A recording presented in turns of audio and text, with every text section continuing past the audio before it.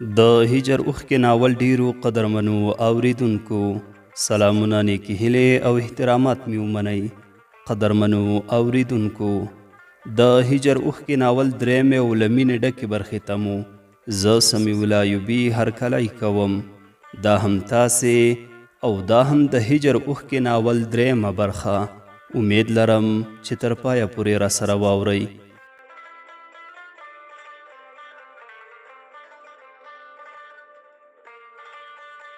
دوی په دې فیصله وکړه چې ډاکټر به زما حالت نازک وښایي. په بیړه به مې یو امبولانس ته ورپورته کړي او وبوایي چې بل روغتون ته انتقالوو. نور به مو ډرایور یوه کور ته ورسوي. د کور خاوند هم افغان دی او ډیر ښه سړی دی. حبیب الله ورته وویل په دې خو مو خبرې سره ونه کړې چې که تاسو ته کوم مشکل جوړ شي. ډاکټر وویل ډرایور خپل سړی دی، ما ورسره خبره کړې ده. کله چې راشي وبوئ چې څو وسلوال کسان رامخې ته شول. وسلې زموږ په خوا ونیولې. د درېدو یې وویل. موږ ودرېدو. دوی راڅخه کوز کړل او په یو موټر کې لاړل. شپه شوه ډاکټر راغی. حبیب الله ته یې وویل شروع به یې کړو. ډاکټر په منډه راووتو. لږ وروسته 2 نرسان راغلل. په تذکره کې کېښودم. له نیکه مرغه پولیس هم بهر ته تللي وو. امبولانس ته یې پورته کړم. حبیب الله هم راسره کېناستو. حبیب الله وویل شکر خدایا، له 2 ساعتو شاوخوا مزل به مو کړی وي چې امبولانس ودرېده. د کور دروازه لرې کړی شوه. کور ته دننه شوو. له موټره یې ښکته کړم. یوه پراخه او ښکلې کوټې ته یې یوړم. حبیب الله پر کټ څملولم. په فکر کې ډوب شوم.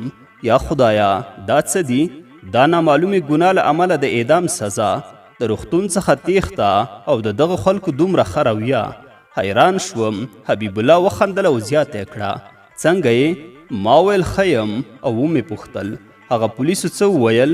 حبیب الله وویل هغه قاچاقبر نه و، هغه نیول شوی دی. په موټر کې کامره نصب شوې وه. زموږ تصویرونه یې هم اخیستي وو. کله چې پولیسو ته په لاس ورغلی و نو موږ یې هم د قاچاقبرانو په لیست کې اچولي وو. دروازه لرې شوه. حبیب الله غلی شو. یو تنکی ځوان د دسترخوان او پتنوس سره یو ځای را دننه شو. حبیب الله ترې وپوښتل آیا دغه کور ستاسو دی؟ ځوان وویل هو. تاسو ډوډۍ وخورئ؟ پلار مې وویل زه یې پوښتنې ته ورځم. موږ د دوی میلمستیا ته حیران شوو ځکه چې د هیڅ شي خواري په پتنوس کې نه وه. ما ډوډۍ نه شوه خوړلی، خو حبیب الله هم یو څو ګولې ترې وکړې او له ډوډۍ وګرځېدو. بیا دروازه خلاصه شوه. یو په عمر پوخ سړی راننوتو. غټه ږیره، سپینې جامې، توره لونګۍ. له څېرې ډېر هوښیار او د لویو شتو خاوند معلومېده. ما ورته د پورته کېدو هڅه وکړه. چیرته پورته کېدی شوم؟ د مې په لاس باندې لاس کېښود او بل لاس یې زما پر تندي کېښود. زیاته یې کړه بچیه څنګه یې؟ ما ویل ښه یم، ستا سره دومره مهربانۍ مننه کوم. ده وویل ډاکټر صاحب راته زنګ وهلی و او ستاسو کیسه یې راته وکړه. ډېر خفه شوم، خو خیر چې دلته راورسېدې نو هر څه به سم شي. خو تاسو ډوډۍ وخوړه؟ حبیب الله وویل هو. خو د کور خاوند ډوډۍ ته وکتل او زیاته یې کړه دا خو ډوډۍ نشي خوړلی، زه درته شیدې راوړم. ما ویل نه نه خیر دی. ده وویل موږ هم پښتانه یو، بیا خو په پښتو کې فرق راځي. شیدې په هلک راولېږلې او بیا راغی. د نوم پوښتنه یې رانه وکړه. ما ورته ویل عابد. په پښتون کې نظر یې حبیب الله ته وکتل. هغه وویل صاحب نوم مې حبیب الله او د غزني اوسېدونکی یم. د کور خاوند وویل زما نوم کریم، اصلا د کندهار یو، خو اوس مو دلته په ایران کې ځمکې او کورونه اخیستي او د قالینو جوړولو فابریکه لرم. ډیر شمیر افغانان په کار را سره بوخت دي. تاسو هم هیڅ غم مه کوئ. کله چې مو زړه غوښتل نو زه حاضر یم کار درته پیدا کړم او یا له ما سره کار وکړئ. خو د عابد تر رغېدو پورې تاسو زما میلمانه یاست او رښتیا دغه کوټه ستاسو سره مناسبه نه ده ځکه چې لمر ته مخامخ ده او ګرمه ده. زوی ته یې وویل هغه 2 منزل کې اتاق ته یې بوځه ځکه چې هغه ټول اسانتیاوې لري. حبیب الله ورته ویل مالک صاحب ستاسو سره د الله ډیر ښه وکړي. دغه احسانونه به مو هیڅکله هم هیر نه کړو. او پاتې شوه د کار خبره. موږ ستا څخه کوم بل ښه ځای نه وینو. هر څه چې ته وایې په سر سترګو به یې منو. مالک کریم وویل له څېرو مو معلومیږي چې ډېر تکلیفونه در باندې تیر شوي دي. تاسو استراحت وکړئ او له نن ورځې مو معاش شروع شو. ما ته مخ راواړه او راته ویې ویل عابده زویا هر څه چې غواړې تا ته به کوټې ته درځي او هر سهار به ډاکټر هم د پانسمان لپاره راځي. زه نور ځم ډېر ستومانه شوی یم. احمد شاه به راولېږم چې پاس کوټې ته مو پورته کړي. ښه شپه ولرئ. حبیب الله هم وویل مننه مالک صاحب، ښه شپه درته غواړم. مالک کریم لاړ، یو ځوان یې راولېږه او پاس کوټې ته زه په 2 نفرو په کټ کې پورته کړم. کوټه کوچنۍ وه، ښکلې او قیمتي کالینې پکې هوارې شوې وې. کړکیو ته یې سور رنګه پردې ځړېدې. یوه لویه المارۍ هم پکې ځای پر ځای شوې وه چې له کتابونو څخه ډکه وه. برق یې هم درلود او بادپکه هم پکې راځوړنده وه. لنډه دا چې د څه شي ضرورت پکې پاتې نه و. احمدشاه وویل زه ځم، که څه ته ضرورت کېدو نو بیا دغه بټن ته زور ورکوئ. شپه په خیر یې وویل او لاړو. شپه تېره شوه، سهار به ډاکټر راتلو، زموږ پوښتنه به یې کوله. یوه ورځ حبیب الله وویل زه هم نور د بیکارۍ نه ستړی شوی یم. مالک صاحب ته به ووایم او ته خو هسې هم انشاءالله په ښه کېدو یې. ما هم د کار غوښتلو مشوره ورکړه. ماښام چې مالک صاحب راغی، حبیب الله ورته خبره یاده کړه. لومړی خو مالک صاحب وویل حبیب الله ته د عبید خدمت کوه، دا هر څه دي. خو ما هم ورته وویل نه مالک صاحب، زه اوس ښه یم او ګرځېدی هم شم. لنډه دا چې حبیب الله د کور موټر چلونکی مقرر کړ. 2 میاشتې وروسته زه هم روغ او جوړ شوم او د مالک صاحب کریم څخه مې د کار غوښتنه وکړه.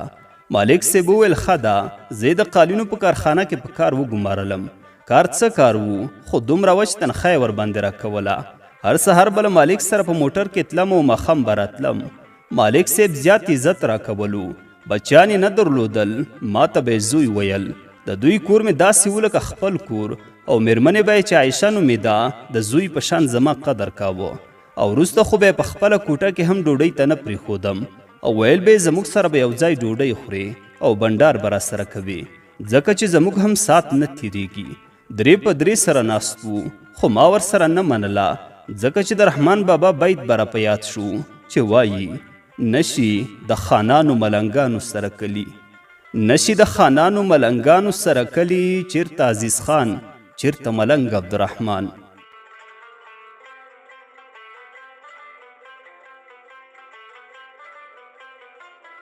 خو خیر مجبور یې کړم. کله کله به مې چې په کوټه کې ناوخته کړو نو لور به یې راپسې راولېږله تر څو ورشم. مالک صاحب یوه لور درلوده او 2 دوی وو. نورې بچیان نه درلودل. د لور نوم یې سیما وو. ډېره ښه جینۍ وه، ډېرې خبرې به یې نه کولې. په 2م ټولګي کې زده کړې کولې او اول نمره وه. حبیب الله به هر سهار مکتب ته په موټر کې رسوله او غرمه مهال به یې بېرته راوړله. وخت تېرېدو ټول کارونه سم روان وو. د جمعې ورځ به رخصتي مې درلوده. د مالک صاحب د کور په باغچه کې ګرځېدم. په سرلۍ و ګلانو رنګارنګ غوټۍ ویستلې وې او د ځینو خو ګلان هم ډېر ښایسته ښکارېدل.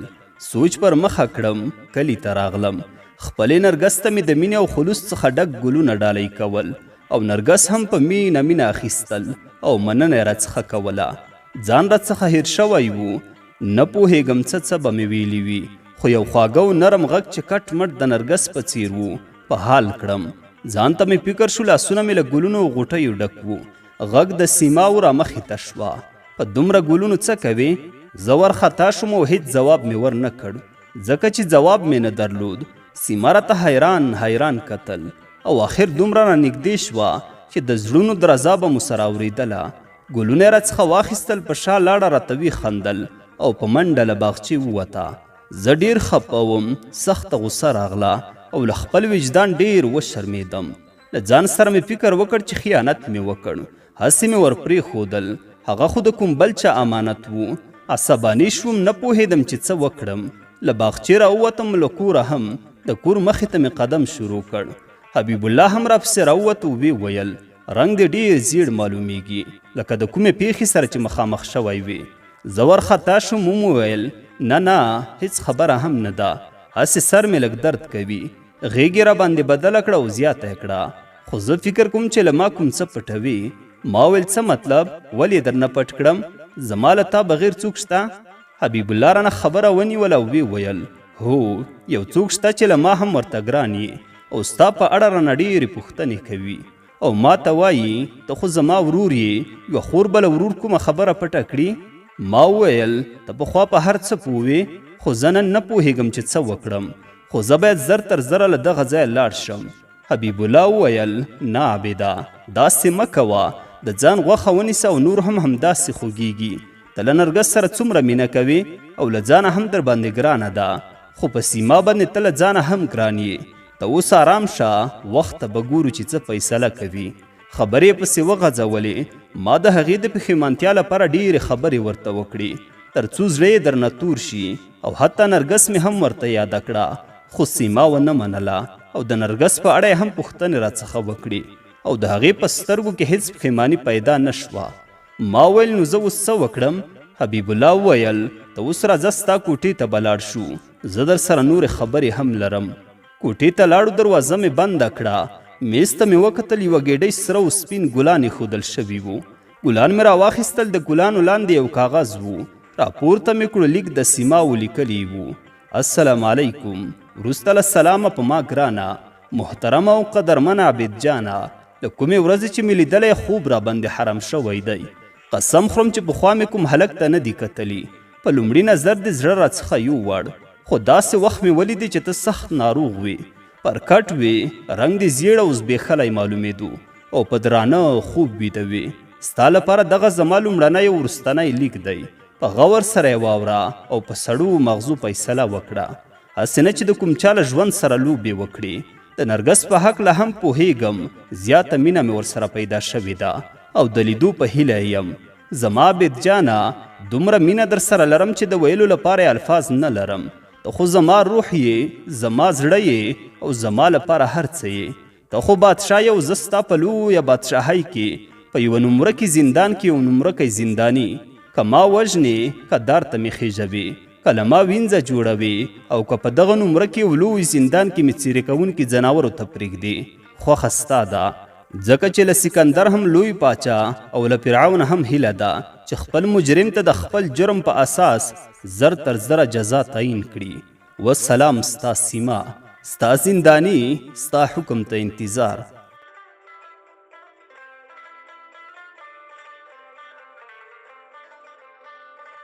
لیک مې ولوستو، خپل حالت مې نشو کنټرولولی، سر را باندې وګرځېدو او پر ځان پوه نشوم. سترګې مې وغړولې، حبیب الله او سیما مې سر ته ولاړ وو. سیما غټې غټې اوښکې تویولې، شربت یې راته ونیو، ما ترې واخیست او پر سر مې واړوو. لږ را سنبال شوم. سیما لاړه. حبیب الله وویل د دروازې شاته ولاړه او ستا پر لوېدو سمدلاسه راننوته او دغه بکس کې هم څه ورسره یې راوړي دي. بکس مې ونه کتو، پورته شوم، تشناب ته لاړم، ولمبېدم چې راووتم، نوې جامې پر کټ پرتې وې.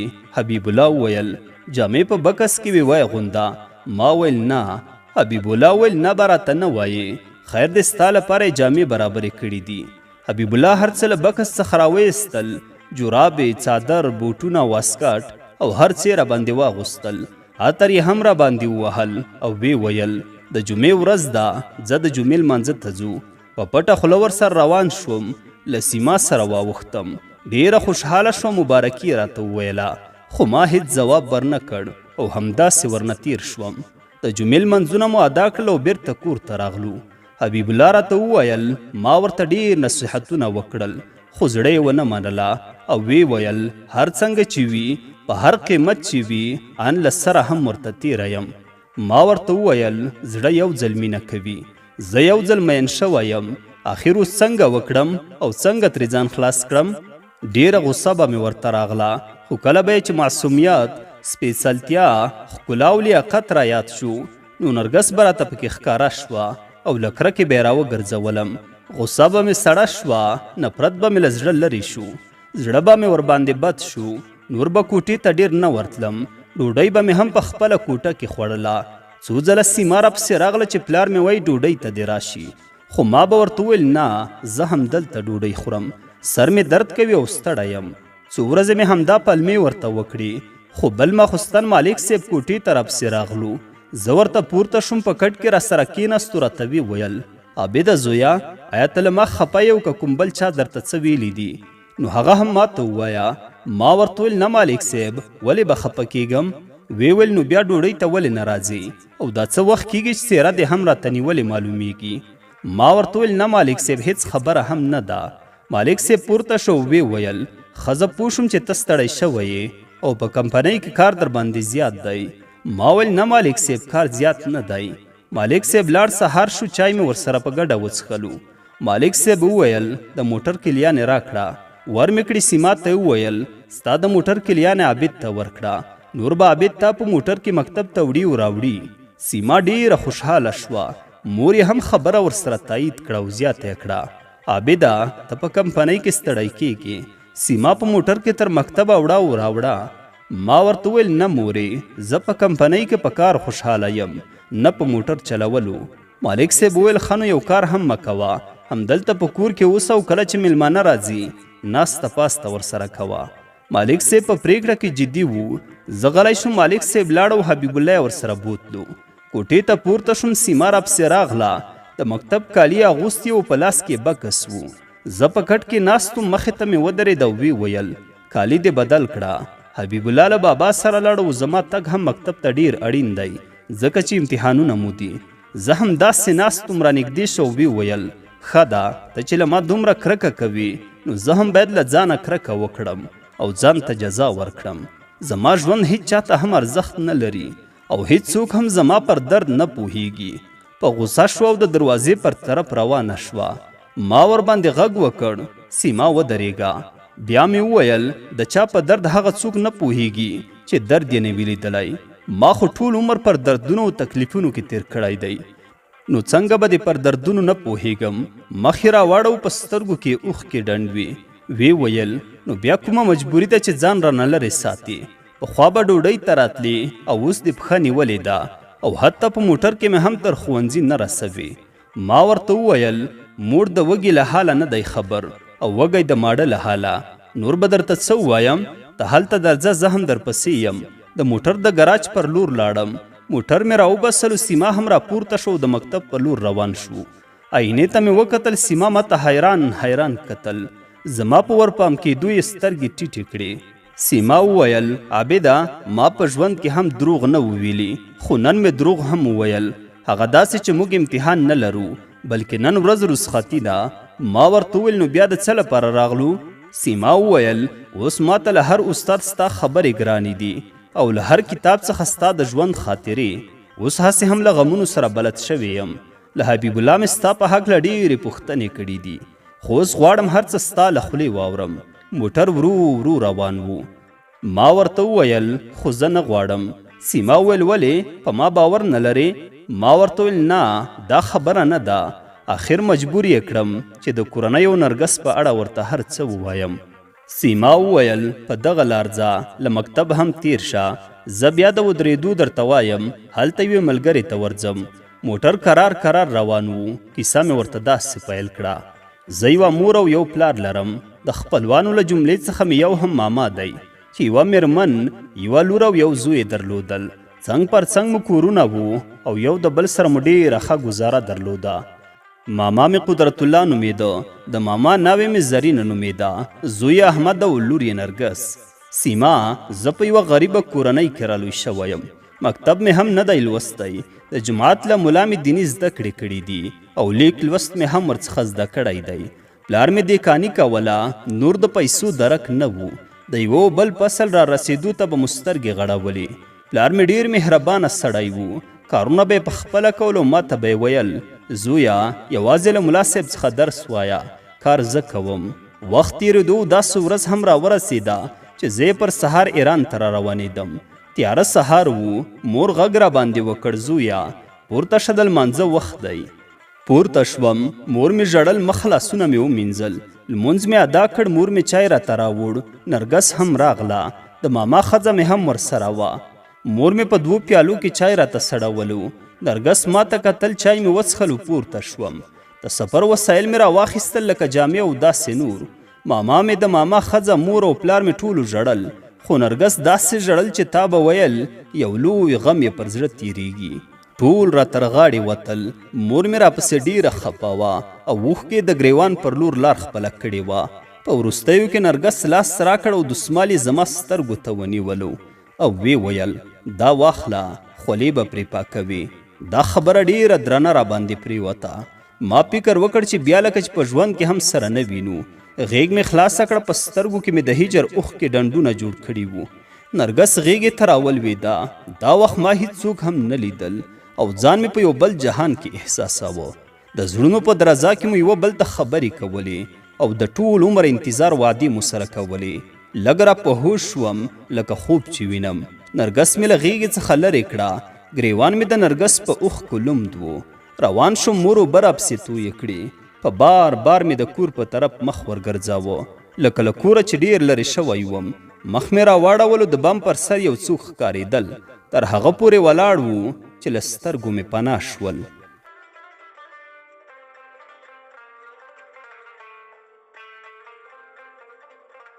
د هجر اوښکې ناول ډیرو قدرمنو اوریدونکو، دا وه د ناول درېیمه برخه. تر بلې برخې پورې مو په لوی څښتن تعالی سپارم. ښاد و آباد اوسئ.